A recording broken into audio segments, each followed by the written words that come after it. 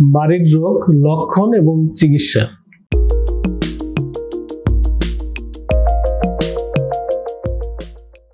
সুপ্রিয় দর্শক, আমি ডক্টর সুমিত রঞ্জন বসাক। আজ কথা বলছি মাড়ির রোগ অর্থাৎ পেরিওডন্টাল ডিজিজ, এগুলোর লক্ষণ এবং চিকিৎসা নিয়ে। আপনারা জানেন যে আমাদের মাড়ি খুবই সংবেদনশীল একটি অংশ এবং এটির দাঁত এবং মাড়ির নিয়মিত পরিচর্যার প্রয়োজন হয়। যদি কোনো কারণে দেখা যায় যে মাড়ি বা দাঁত এগুলো প্লাগ জমে থাকে, তখন কিন্তু দুই ধরনের ডিজিজ হতে পারে। খুবই কমন যে দুইটি ডিজিজ, সেটি হচ্ছে জিঞ্জিভাইটিস এবং পেরিওডন্টাইটিস। জিঞ্জিভাইটিসটা খুবই প্রাইমারি লেভেলের একটি রোগ, যেটি আপনি সিমটম শুনলেই বুঝতে পারবেন।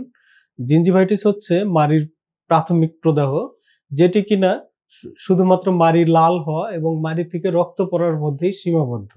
এবং এটির কারণ হচ্ছে প্রাথমিকভাবে যে ক্যালকুলাস বা পাথর জমে থাকে মাড়িতে, বা প্লাগ জমে থাকে, যে আবরণ জমে থাকে, সেটি থেকেই হয়ে থাকে। এবং দেখা যায় যে এটির সাধারণ লক্ষণ হচ্ছে সকালবেলা ব্রাশ করতে গেলেন, দেখলেন যে কিছু ব্লিডিং হচ্ছে, অথবা একটু থুথু ফেলতে গেলে ব্লিডিং হচ্ছে, অথবা কোনো একটি হার্ড ফুড যেমন আপেল, পেয়ারা বা এই ধরনের কোনো শক্ত ক্রিস্পি খাবারে কামড় দিলেন, মাড়িতে আঘাত লাগলো, সাথে সাথে ব্লিডিং হচ্ছে। এটি হচ্ছে জিঞ্জিভাইটিসের প্রাথমিক লক্ষণ। আর এটির প্রধান কারণ হচ্ছে প্লাগ। শতকরা ৯৮% ক্ষেত্রে প্লাগ দিয়ে হয়ে থাকে। এছাড়া কিছু লাইফ থ্রেটেনিং ডিজিজের সাথেও কিন্তু জিঞ্জিভাইটিসের কানেকশন আছে। যেমন ডেঙ্গু ফিভার হলেও কিন্তু এই প্রবলেমগুলো দেখা দেয়, বা চিকুনগুনিয়ার ক্ষেত্রেও এরকম হতে পারে, বা আরো কিছু ভাইরাল ইনফেকশন থেকেও এরকম হতে পারে।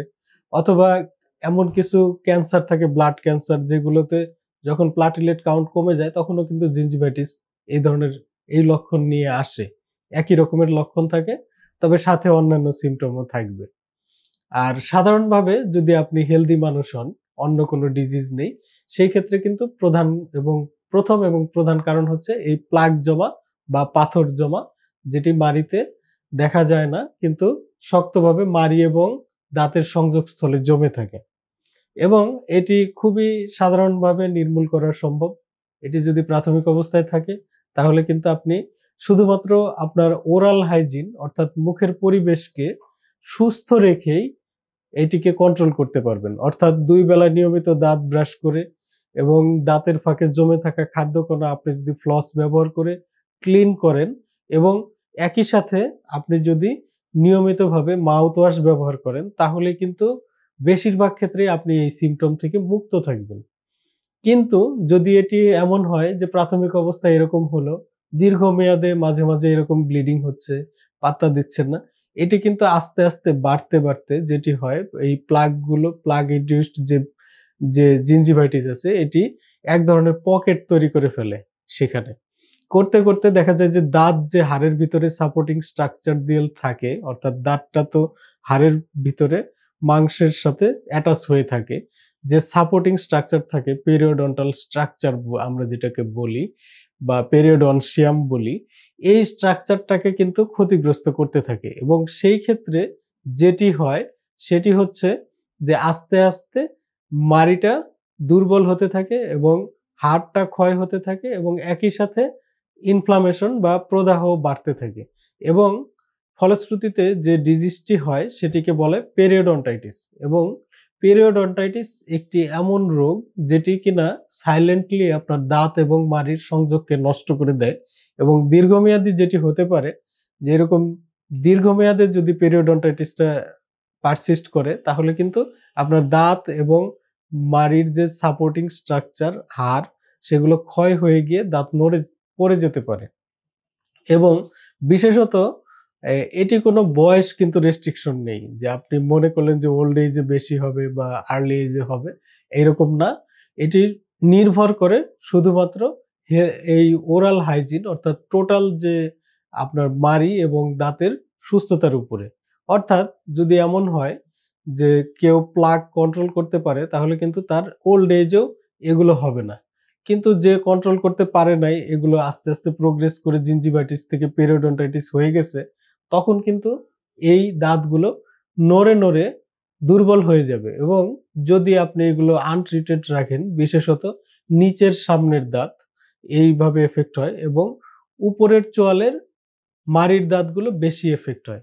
সেই ক্ষেত্রে কিন্তু আপনার এই দাঁতগুলো এত বেশি ক্ষতিগ্রস্ত হতে পারে যে তখন আর এটি সাধারণ চিকিৎসায়, অর্থাৎ শুধুমাত্র প্লাক নির্মূল করে বা স্কেলিং পলিশিং এর মাধ্যমে যথেষ্ট পরিমাণ সুস্থ করা সম্ভব হবে না। সেই ক্ষেত্রে আপনার আরো কিছু অ্যাডভান্স প্রসিডিউর আছে, যেমন স্কেলিং পলিশিং এর পরবর্তী রুট প্ল্যানিং বা কিউরেটেজ, এই ধরনের পদ্ধতি। এবং কিছু কিছু ক্ষেত্রে আমরা হোপলেস হয়ে কিন্তু এগুলো যদি অতিরিক্ত নড়ে যায় বা সাপোর্টটা কমে যায় তখন কিন্তু ফেলে দেওয়ার অ্যাডভাইস করি। তো কাজেই যদি আপনি প্রাথমিক অবস্থায় সতর্ক হন তাহলে কিন্তু এই মাড়ির রোগগুলোকে খুব দ্রুত প্রতিরোধ করা সম্ভব, এবং আপনি হেলদি লাইফ যদি লিড করতে চান, শুধুমাত্র আপনাকে ৩টি অভ্যাস, খুবই সাধারণ ৩টি অভ্যাস আপনাকে এগুলো থেকে মুক্ত রাখতে পারে। ১ নাম্বার হচ্ছে প্রতিদিন অন্তত ২ বার নিয়মিতভাবে ফ্লোরাইড যুক্ত টুথপেস্ট ব্যবহার করা।